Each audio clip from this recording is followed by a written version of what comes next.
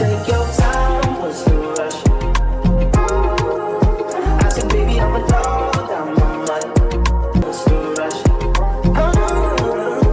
I said, baby, I'm a dog, I'm a mud. I'm a dog, I'm a mud. I get smoked already, so hard in my blunt is. I see past pretty faces, so I got trouble trusting. But I let my... Hey y'all, what's up? Welcome back to my channel. So I'm doing a reaction to my old video. I think this was posted like 2021. Yeah, like probably end of 2020. No, this was actually posted like 6 months into 2020. So around the summertime of 2020, we were smack dab in the pandemic, okay? But I had the sponsorship to do with Dark and Lovely, and I was super excited because, you know, I love Dark and Lovely, like, especially when it comes to like the hair dye and things like that. So let's just go ahead and let's talk about the elephant in the room. Look how long my hair was. I know you probably can't tell, but my hair was waist length. You'll be able to like probably tell later on. When I say waist length, the longest part of my hair reached, well, waist length, lower back, it reached the top of my buttocks, okay? And yeah, that's the longest my hair has ever been. So let's really get into it and let's really talk about it. Now when I'm looking back at it and I remember the things that I was doing to my hair and things that I was doing to my body, etc., before I went bald headed. But look, my hair is growing back now, okay? So that's cool. And a lot of people also want to argue with me about my hair not being fine. Y'all, this is all my hair.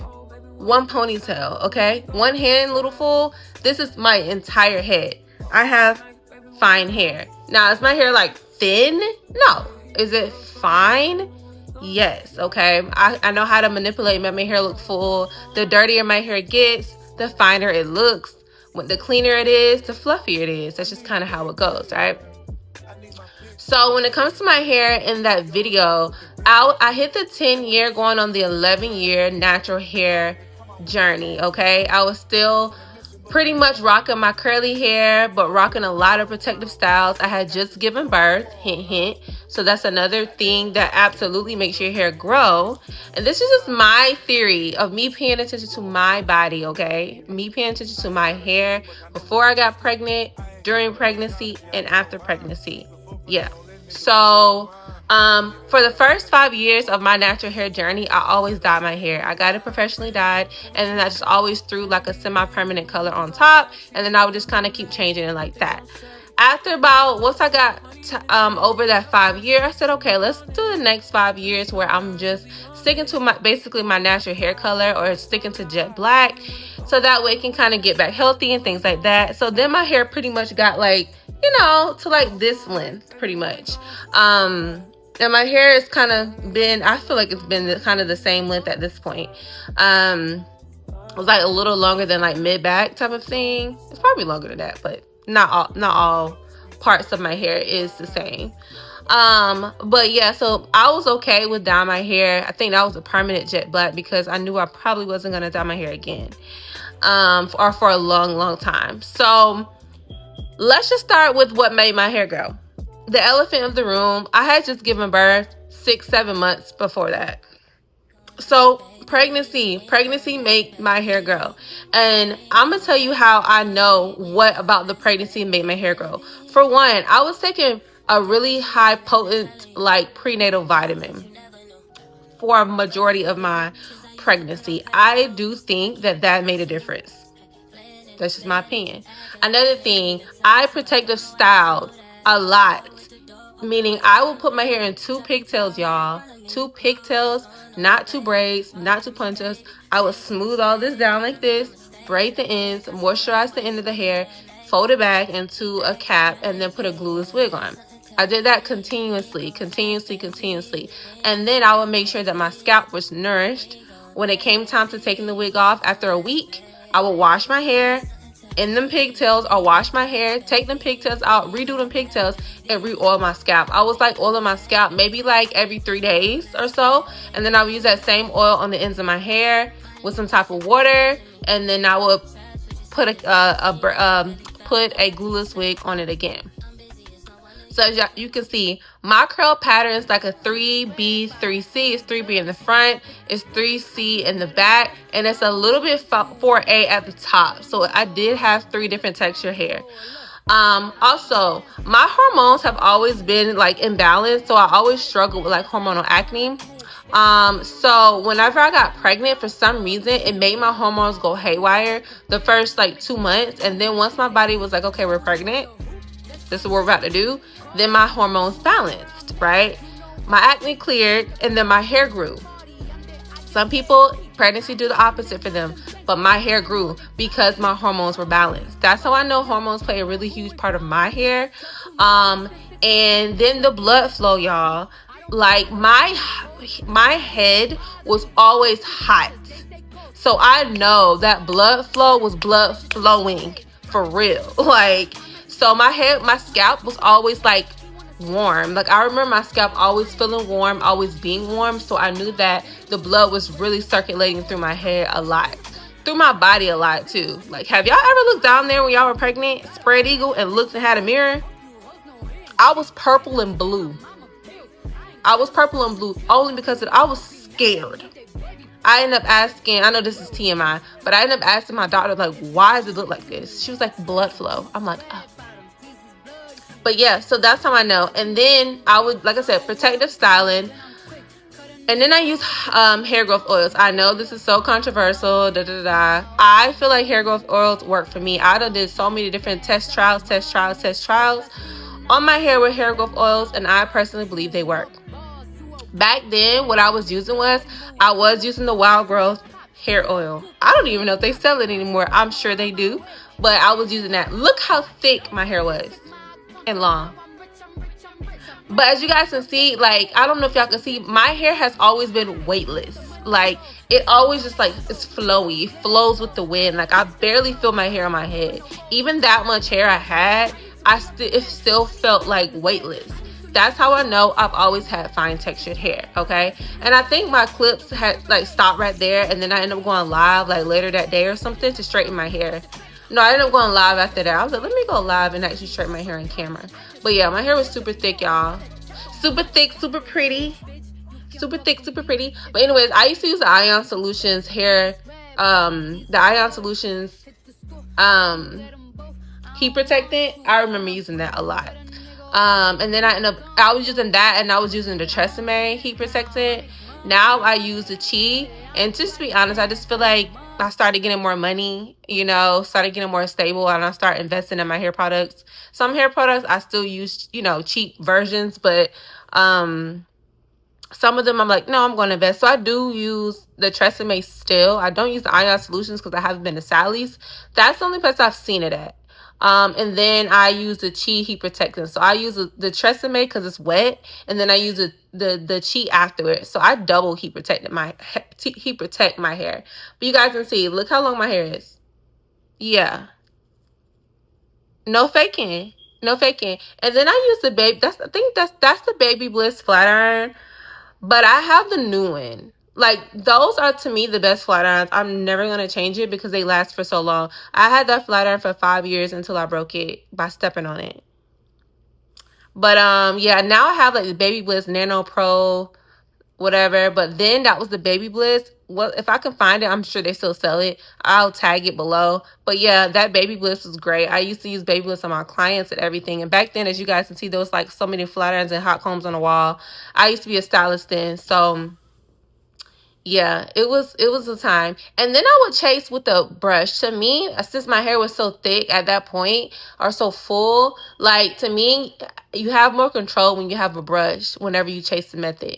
Use the chase method. Now I just use a comb, or I use other, products. And now also y'all can see, like, the blow dryer I was using. I would save the good stuff for my clients. So the blow dryer I was using, I just like, girl, I just use a brush, blow dryer, regular blow dryer, Conair, $20 blow dryer. And it still did what it was supposed to do. But yeah, hair growth oils. There are 2 hair growth oils that I stand by. Stand by. I tested the theory. It works. Wild growth oil, I'm with that. They say there's like a fake and a real version, but that was a whole controversial back in like 2020, 2021. And then I've used the main choice. That is pretty good. I think that's just more so for like moisturizing your hair, in my opinion, or moisturizing your scalp when you do have dry scalp. But if you want to do the growth, the main, is it the main attraction? The main attraction, I think you can find them on TikTok and everything. I'm actually about to work with them right now. But y'all, the best hair growth oil ever. So they reached out to me. I'm like, baby, I've used y'all. I know y'all work. Send them products here.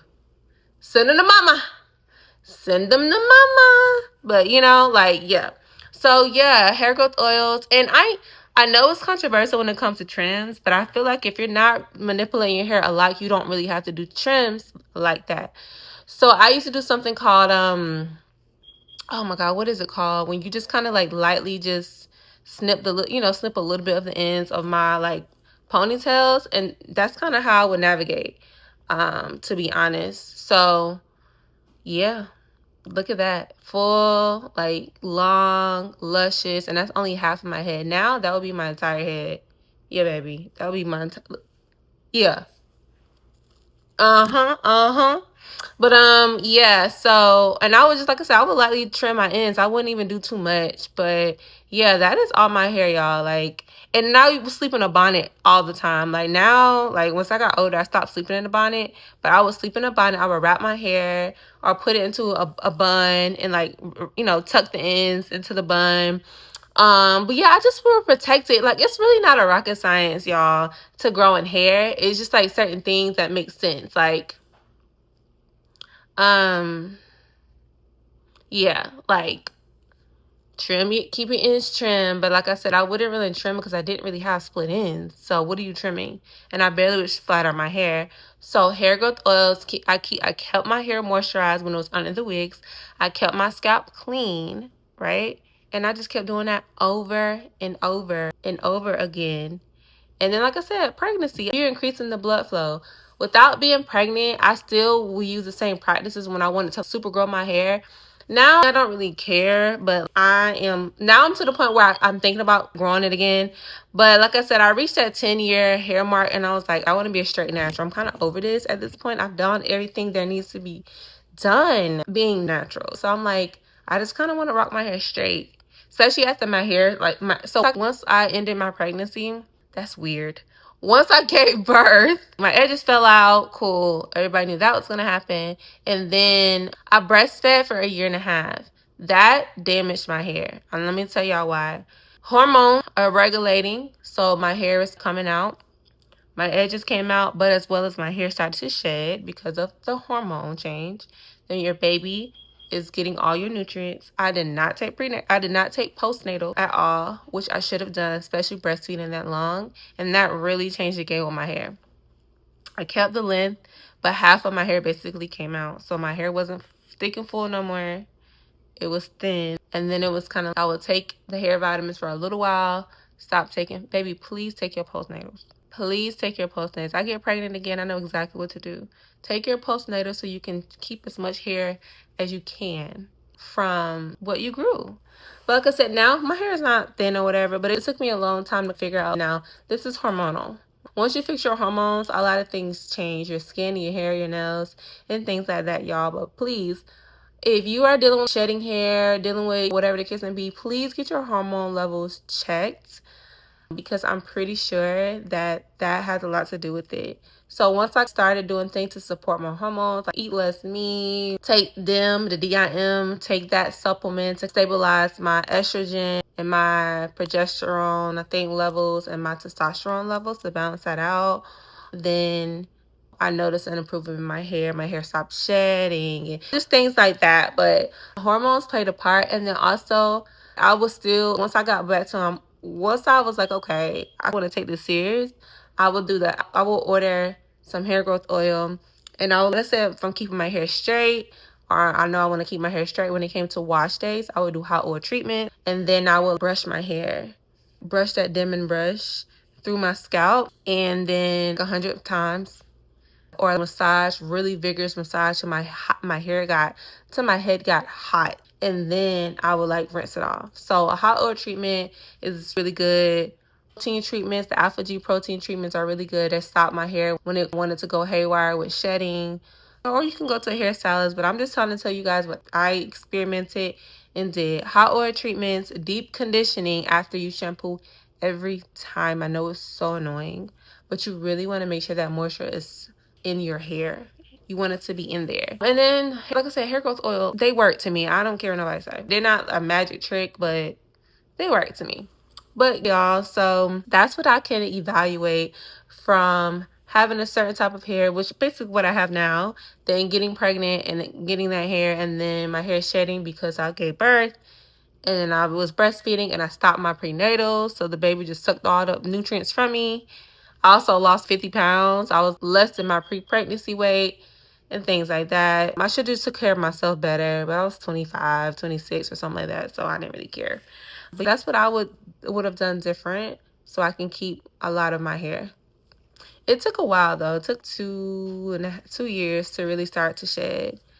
But y'all, I think that's pretty much it. Thank y'all so much for watching this video and let me give y'all tips and tricks on how I grew my hair, what I would have done different, because what I noticed that I wasn't doing anymore to help my hair. And love y'all so much. Bye.